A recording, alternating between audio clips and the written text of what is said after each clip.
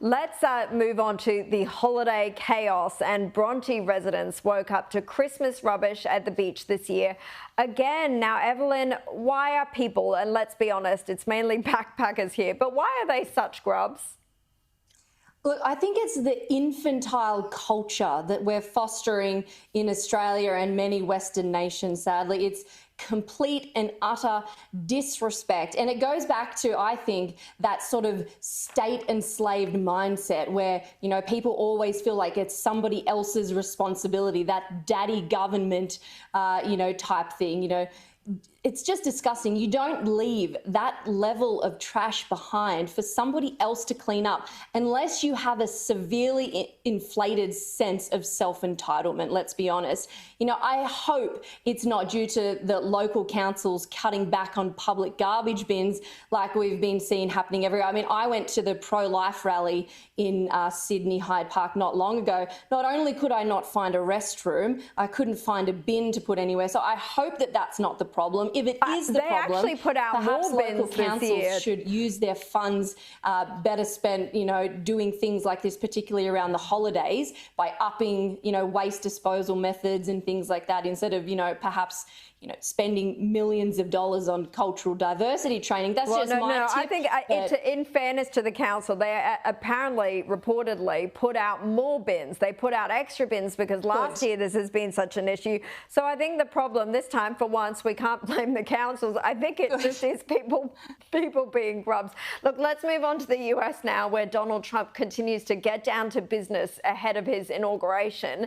The president-elect has vowed to pursue the death penalty for violent crimes the day after Joe Biden commuted the death sentences of most prisoners on death row. Now, Trump posted to his platform Truth Social that he will direct the Justice Department to vigorously pursue the death penalty to protect American families and children from violent rapists, murderers, and monsters. We will be a nation of law and order again, Trump added. Now, Stephen, this might be welcome news for Americans who are sick of violent crime taking over cities like New York, who are sick of undocumented migrants. Do you think that this will go down well among voters?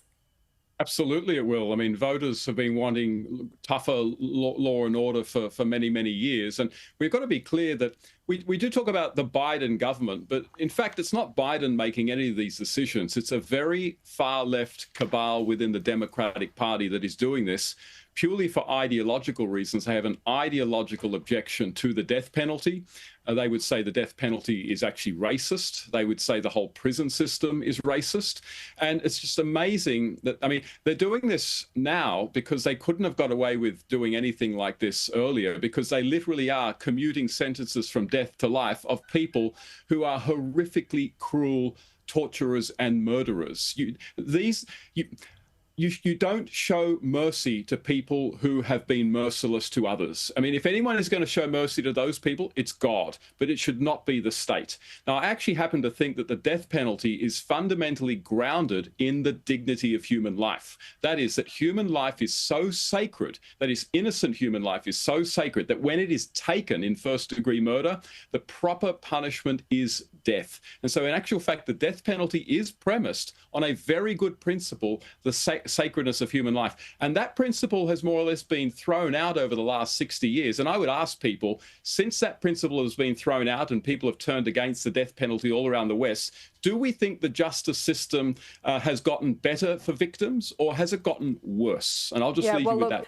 Yeah, look, I grew up in Singapore and they have the death penalty there, and it's worked for them in terms of crime, that's for sure. But I know it's not very popular in Australia. Now, Stephen, Evelyn, thank you both for your time tonight. That's all we have time for.